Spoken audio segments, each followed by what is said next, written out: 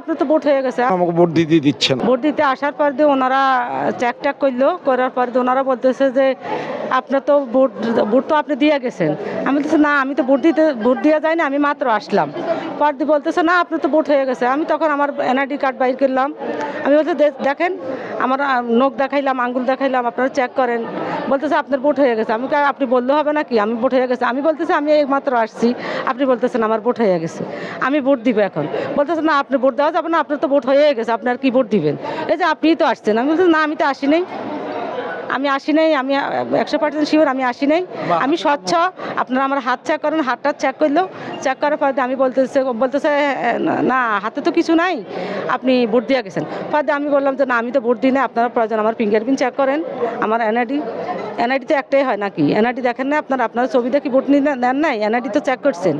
পরে বলতেছে না, হ্যাঁ এনআইডি তো দিচ্ছে। আমি তাহলে একটা মানুষের কয়টা এনআইডি হয়?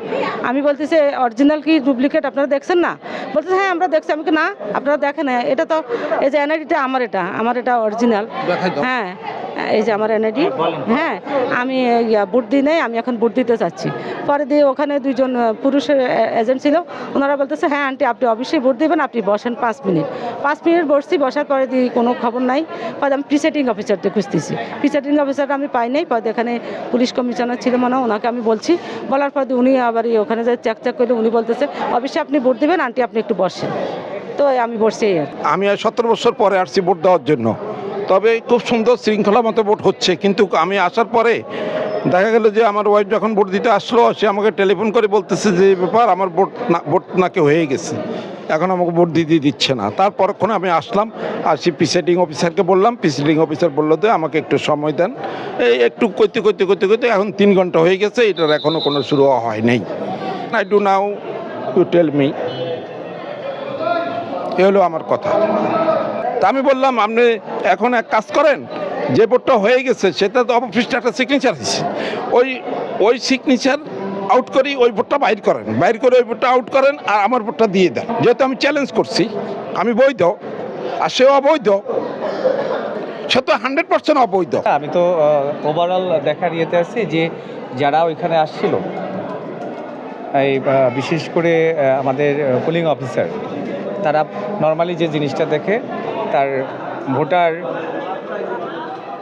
আইডি নাম্বারটা ঠিক আছে কিনা, নাম ঠিক আছে কিনা, ছবি ঠিক আছে কিনা। ওনার ক্ষেত্রে যেটা হয়েছে, ছবিটা অস্পষ্ট, হ্যাঁ অস্পষ্ট।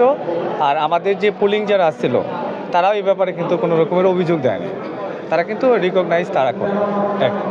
আর ওনার নাম্বারটা, আইডি কার্ডের যে নাম্বার, ওই নাম্বারের সাথে ওটা মিল নাই। এটা ডিজিটাল নাম্বার আর এটা হচ্ছে অ্যানালগ নাম্বার। আমি কি বুঝতে পারছি? আমারটাকে ডিজিটাল না অ্যানালগ? আপনারটা ডিজিটাল, যেটা দেখলাম আমি। এখন কিন্তু ওই আমাদের যে ভোটারের যে লিস্ট আসছে নির্বাচন কমিশন থেকে আমাদের, সেটা কিন্তু অ্যানালগ নাম্বার। এটা আমি আমার অথরিটিকে বলছি যে আপনারা একটু আসছেন, এটা দেখেন কি করা যায়। এটা তো আসলে আমরাও চেষ্টা করতেছি, আমরাও খুব যে বিষয়টা নিয়ে অথরিটিকে জানাইছি, দেখে আসুন। আমরা তো সবচেয়ে বেশি যেটা, যে আইডি কার্ডের যে ছবি, আইডি কার্ডের যে নাম্বার, আইডি কার্ডের বাপের নাম, মায়ের নাম, এগুলো সবগুলা যদি সন্দেহ হয়, আমরা ফেসটা খুলে, আমাদের আনসার সদস্য আছে, পুলিং এজেন্ট মহিলা আছে, যেহেতু মহিলা কেন্দ্র, হ্যাঁ এটা ম্যাচিং করি, আমরা এটা করি না। একজনের ভোট আমরা আইডি কার্ড দিয়ে তো ভোটটা নিচ্ছি, তো পুরাতন আইডি কার্ড দিয়ে আমি ভোট নিয়ে নিচ্ছি, আবার আর কি স্মার্ট আইডি নিয়ে আসছে। এখন স্মার্ট আইডিতে আবার টিক চিহ্ন হয়ে গেছে, এটাই, আর কিছু বলি না। না, এই যে তার তো ছবির সঙ্গে মিলে নাই, তার তো এখনকারটাও মিলছে, আগেরটাও মিলছে।